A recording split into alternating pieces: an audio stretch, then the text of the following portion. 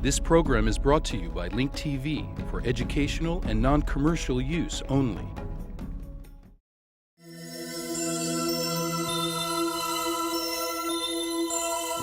Mosaic, a daily news program from Link TV, presents a selection of news reports from independent and state-controlled broadcasters from throughout the Middle East.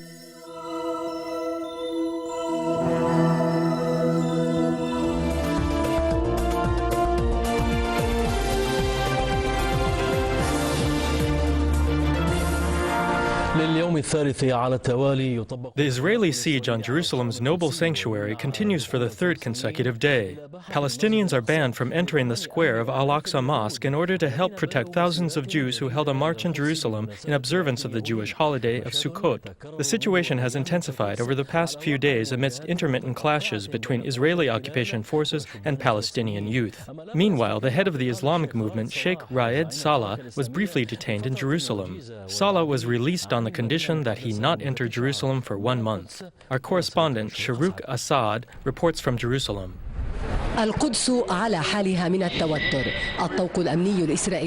Jerusalem is in the midst of a security breakdown. Israel continues to impose a curfew in the holy city of Jerusalem, banning Palestinians under the age of 50 from praying at Al-Aqsa Mosque. Parallel to that, the Israeli army and police have allowed tens of thousands of Jewish extremists to hold their annual traditional march in observance of the Jewish holiday of Sukkot. While the occasion may seem religious, the events were politically motivated. In a provocative scene, Jewish extremists marched in the Mount of Olives area, passing through the town of Silwan. Their slogan is, "Jerusalem is the unified capital of Israel, a state with a Jewish majority." Their eyes, however, were focused on the Al-Aqsa Mosque.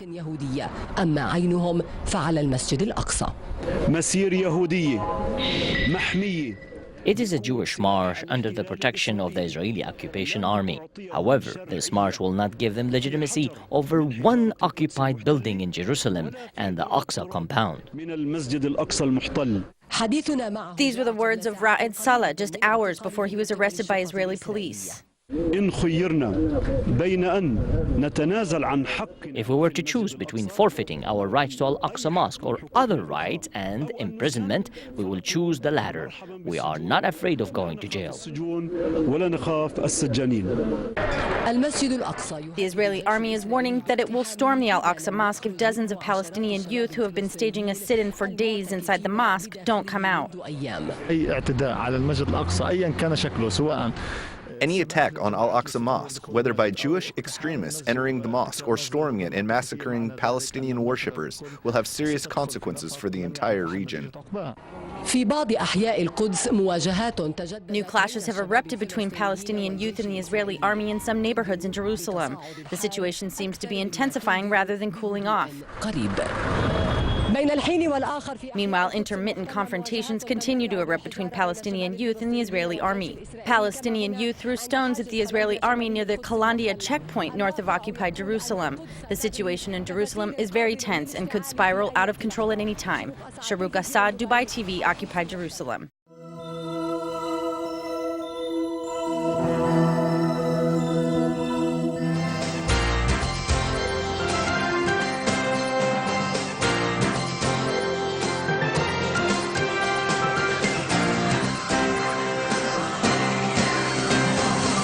More local news. The head of the northern branch of the Islamic movement in Israel, Sheikh Salah, has been banned from entering Jerusalem for a 30-day period. We get more in this report from IBA's Aaron Viner.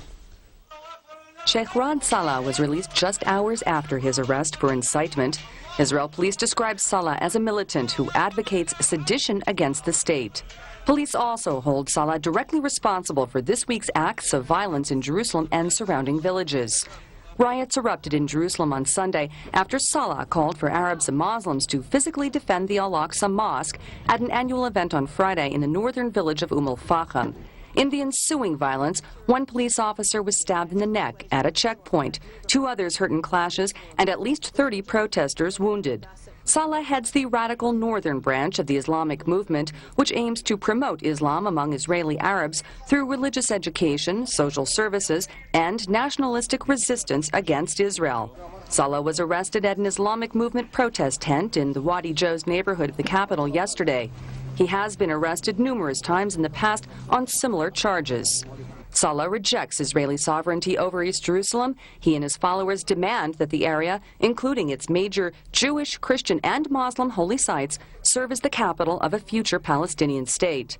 Salah will be confined to al-Fahim for 30 days, where he will be allowed to move freely.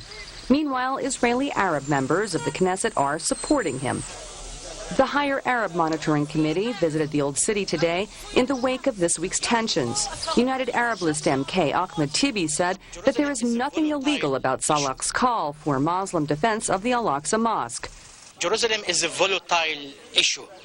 The rightist government of Netanyahu, Barak, Lieberman is playing with fire. They should open all the gates. They should open all the roads to Al-Aqsa Mosque, and then it will be silent. But they are willing to prove that they are here, the sovereign, with strength and power. We are here to say that they are here as a transitory force by occupation. Al-Aqsa Mosque and Jerusalem East are Palestinian and Muslim territory. Saying that the entire Muslim world sees the Al-Aqsa Mosque as a red line, the longest-serving Arab Knesset member, Taleb al-Sana, said that Salah's call should not be seen as a threat, but rather a postulate and a warning. The Mufti of Jerusalem blamed this week's riots on the policies of what he called the occupation. Salah today said that his arrest will not detract him from his campaign of opposition against Israel, which police described to the Jerusalem Magistrates Court as a holy war. This is Aaron Viner for IBA News.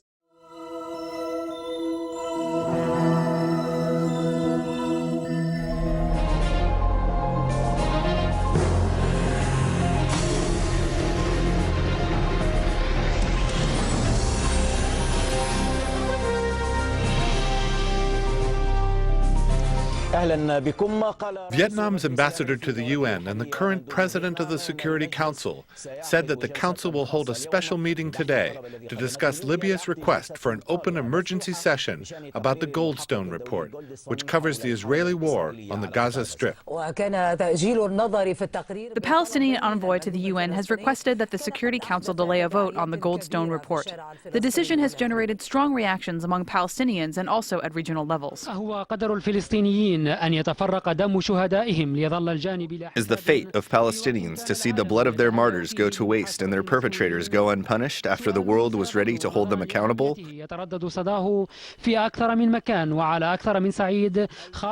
This important question will continue to cast its shadow on many parts of the world and at many levels. The Palestinian Authority and its president, Mahmoud Abbas, have requested that the UN delay voting on the Goldstone report until next year. The responsibility falls on the shoulders of President Abu Mazen. Every one of us in the Palestinian Liberation Organization is responsible. While Saab Erekat accepted responsibility, some believe it is time to pursue the case at the UN. Over the past 48 hours, we followed up on the issues in the UN Security Council's agenda. This case cannot be resolved in hours or days. A case like this takes months to resolve. It is not a matter of now or never. We will keep pressing the case at various levels, including within all UN institutions. The Libyan ambassador to the UN, Abdul Rahman Shalgam, said his country has requested that the UN Security Council hold an emergency session about the Goldstone report. Shalgam said that Libya is trying to keep the case alive in the international arena. No one, whether Arabs, Palestinians, or others, asked us to file the request.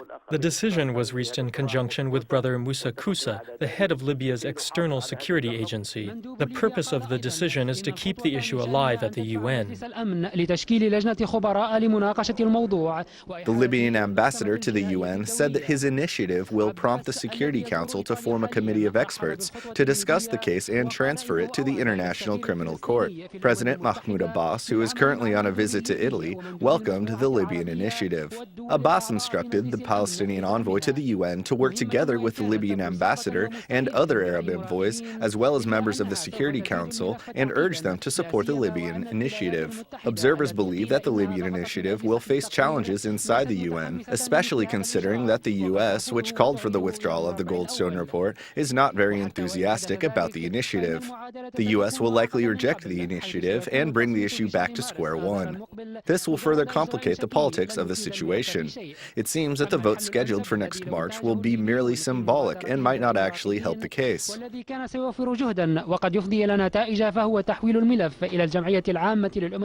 According to observers, the Libyans should have requested that the case be transferred to the UN General Assembly in order to prevent the U.S. from vetoing it. Regardless of the different scenarios of the case, postponing the vote on the Goldstone report will cost the Palestinian Authority dearly back home in Palestine. Regarding the international arena, all agree that neither U.S. support nor Israeli leniency can be depended on, especially after the Palestinians have lost a golden opportunity to hold Israeli officials responsible for the war in Gaza.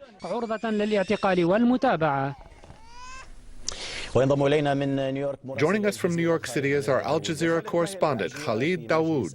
Khalid, what is the mood like inside the Security Council ahead of the emergency session, and what is expected from it? نعم حبيب الأجواء لا تبدو متفائلة كثيرا من ناحية إمكانية الاستجابة للطلب الليبي. نحن تحدثنا مع الليبيون. The atmosphere does not seem too optimistic. There is a slim possibility that Libya's request for an emergency session will be approved.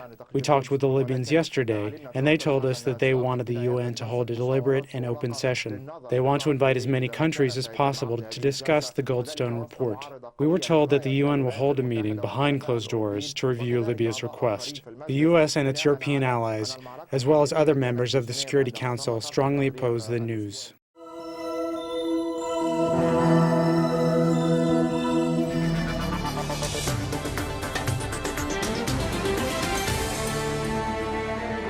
For the first time in 4 years, Saudi King Abdullah bin Abdulaziz visited Damascus, where he met with Syrian President Bashar al-Assad. The two leaders held a round of talks in the presidential palace. According to Saudi sources, they will talk about Arab and regional issues. The visit of the Saudi king is an indication that relations between the two Arab countries have improved. These relations were tense after the assassination of the former Lebanese Prime Minister Rafiq al-Hariri. The statements made by the Syrian president in Damascus at a summit which followed the war in Lebanon in 2006 were received negatively in Saudi Arabia. At the time, al-Assad accused certain parties which he did not name of failing to stand by the Lebanese resistance against Israel.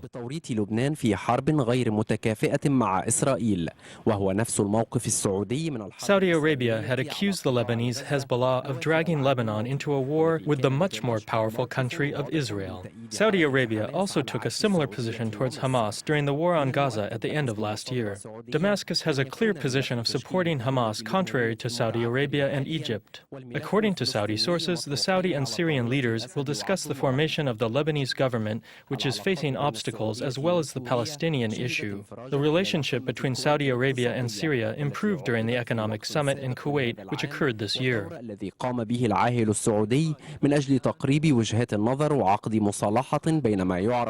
In addition, the Saudi king played a role in bridging the gap between the camp of moderate countries, which includes Saudi Arabia and Egypt, and the camp of hardliners, which includes Syria and Qatar. Assad visited Saudi Arabia to participate in the opening ceremony of King Abdullah University of Science and Technology on September 23rd, which improved relations between the two countries.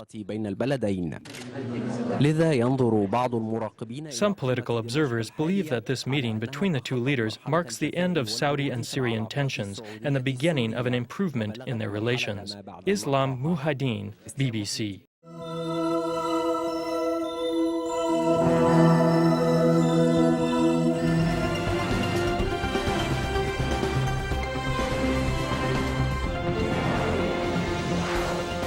Iran has accused the United States of being behind the disappearance of Iranian national Shahram Emiri in Saudi Arabia. Based on some documents available to us, we hold the United States responsible for his detention.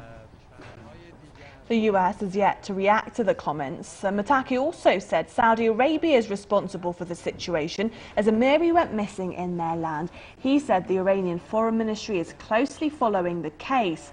Emiri went missing during a pilgrimage to Saudi Arabia in June. Well, despite that, there's been media silence over the issue, and not much coming out of Saudi Arabia either. Joining us to discuss why, Mohammed Marandi, professor at the University of Tehran, joins us on the phone.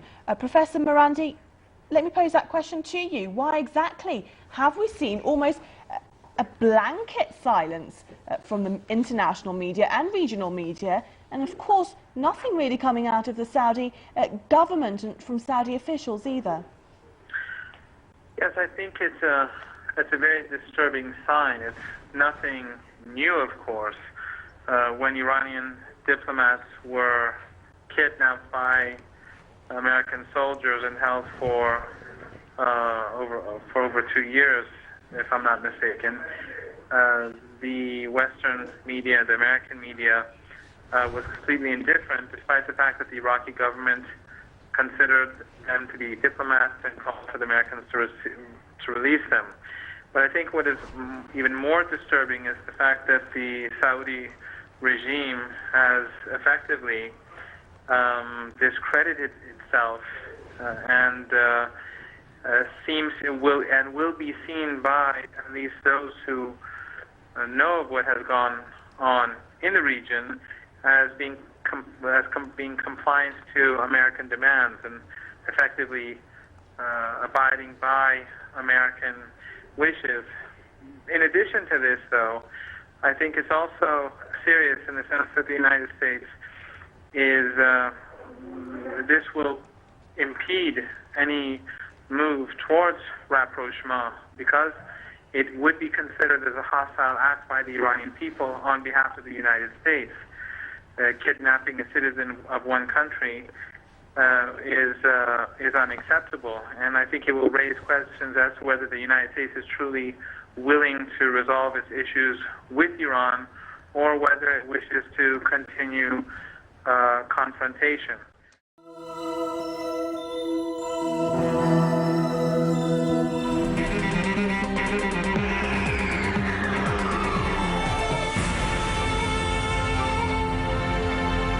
أكد مصدر عسكري ميداني لمراسل العربية في اليمن أن أكثر من 15. According to a military source in Yemen, more than 15 armed Houthi rebels were killed and dozens of others were injured in violent clashes which are still ongoing in the areas of Al-Jarahiyya, Al-Arusa, Lahir al-Hemar, and Al-Malahid in the province of Saada. In addition, 20 Houthi rebels were arrested. 2 Houthi leaders were killed when Houthi rebels surrounded the home of Saada's governor. في هذه الأثناء يعقد مجلس النواب اليمني جلسة وصفت. Meanwhile, the Yemeni parliament held a session in which parliament members listened to the deputy prime minister and also the ministers of defense and the interior about the war in Saada and demonstrations in the south.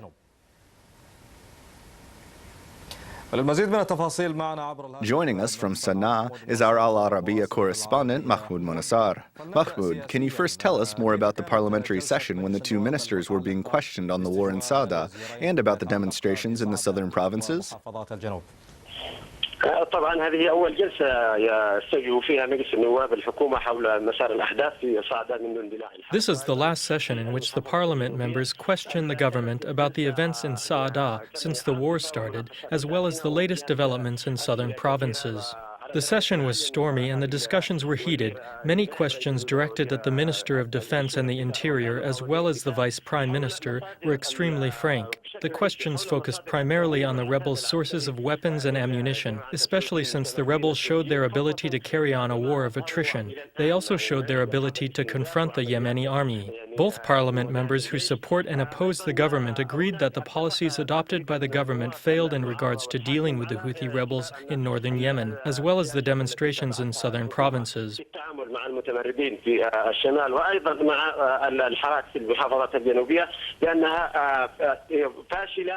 Parliament members demanded that the government reevaluate these policies in order to make progress on these problems. Parliament members also discussed foreign intervention, specifically from Iran, and the nature of the Arab role.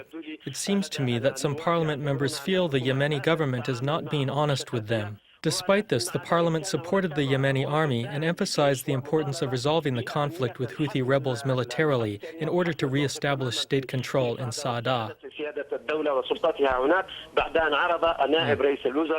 The Vice Prime Minister presented a report on the actions taken by Houthi supporters, which included destroying infrastructure by damaging institutions related to education and health. Houthi supporters also surrounded the office of Sadah's governor, who was elected locally and almost managed to isolate the province.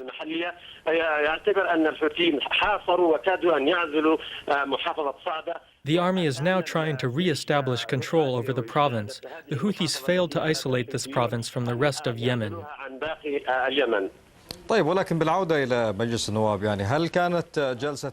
Was the parliament session today full of accusations and continuous questioning, or did it set a framework for future negotiations and national reconciliation?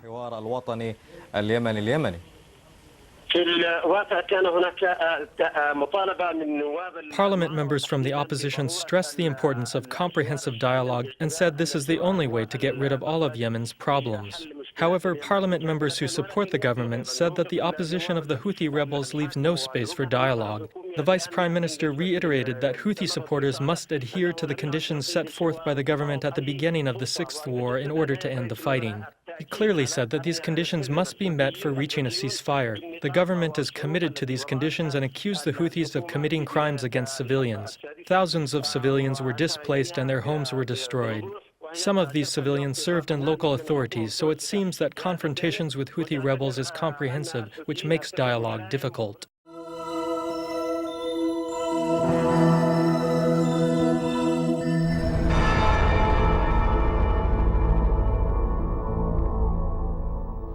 The United Nations Special Envoy in Iraq, Admiral Kirkuk, discussed the current situation and the elections in the province of Kirkuk with various political figures. The head of the Kirkuk Provincial Council, Rezgar Ali, said that Melkirk's visit is important for solving Kirkuk's continuing problems. He said that these problems should be solved according to the constitution and that no one has the right to interfere in Iraq's internal affairs because its constitution was voted on by the people and is sufficient for solving the problem. The UN's role in solving problems in Kirkuk is to try to provide positive suggestions and resolutions. The head of the UN delegation, Ad Melkert, discussed the legislative elections with Kirkuk's representatives. The elections are expected to take place in mid-January of next year. Melkert, who is visiting Kirkuk for the first time since he was appointed to the mission, met with the governor, the head of the provincial committee, and representatives of political groups in Kirkuk. Melkert said that the United Nations is trying to solve Kirkuk's continuing problems, indicating that meeting with Kirkuk representatives helps the UN delegation to reach a solution that satisfies all parties. The head of the Kirkuk Provincial Council, Rezgar Ali, said that Melkert's visit is important for solving the problems in Kirkuk, which should be solved according to the constitution. He said that no one has the right to interfere in the internal affairs of Kirkuk because Iraq has a constitution that people voted for and it is sufficient for solving the problem. There are widespread disputes among the different groups in Kirkuk over how to update the records of the voters. The Arabs and Turkmen demand a return to the old records, while the Kurds oppose this. The UN delegation, which supports the election committee, confirmed that the number of voters in Kirkuk has grown at a higher rate than that of the rest of Iraq. It is difficult to verify these numbers, while political groups continue to exchange accusations in the multi-ethnic Kirkuk city. The continuing controversy over implementing Article 140 of the Constitution to solve Kirkuk's problem and the Parliament's inability to pass legislation on the election makes the role of the UN imperative in solving problems among the political parties.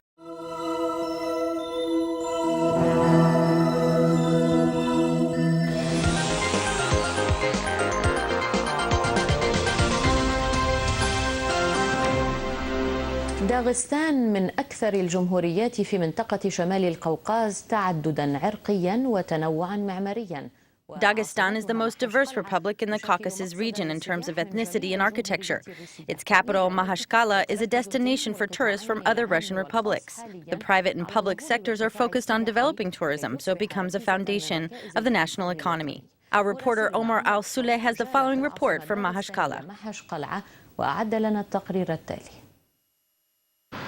أشهد أن لا إله إلا الله Dagestan was the gate that Islam passed through to the Caucasus region during the era of Caliph Omar bin al-Khattab. Since then, the residents of Dagestan have taken care of old and new mosques that can be found throughout their country. According to official reports, more than 100,000 citizens in Dagestan speak Arabic.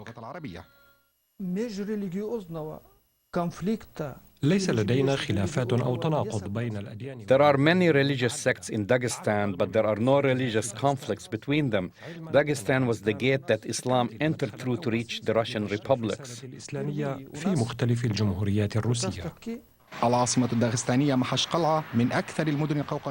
The capital of Dagestan, Mahashkala, is the most diverse city in the republic. It links the Caspian coast with the Caucasus Mountains, which makes the city, already a center of civilization, unique and beautiful, not to mention the great hospitality of Dagestan's people.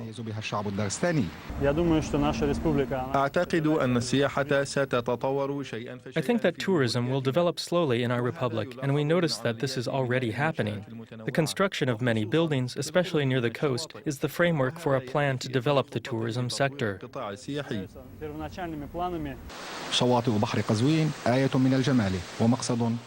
coasts of the Caucasus region are extremely beautiful and the destination for swimmers and summer tourists. However, a comprehensive plan is needed to develop the tourism sector so that it can become an important foundation of the national economy. The city is witnessing a notable development in tourism-related sectors. The tourism sector has started to grow slowly in Mahashkala. These small hotels spreading throughout the city prove that.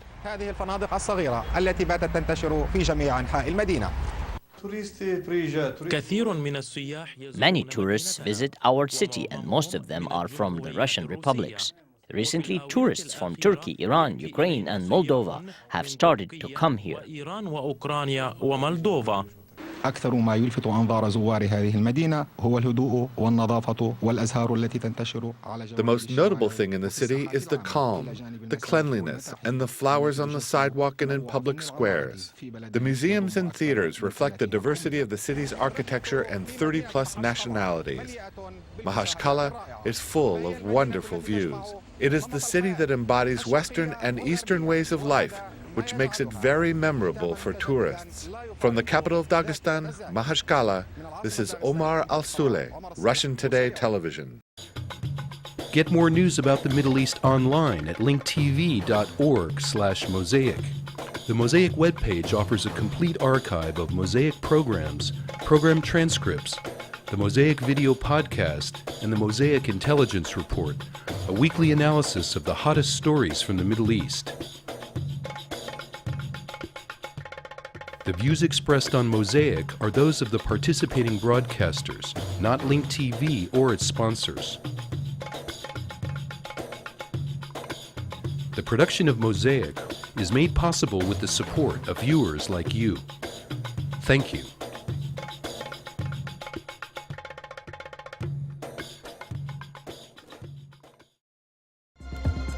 This program is brought to you by Link TV for educational and non-commercial use only. Link TV is the only U.S. network dedicated to global and national news, uncompromising documentaries, and diverse cultural programs which connect you to the world.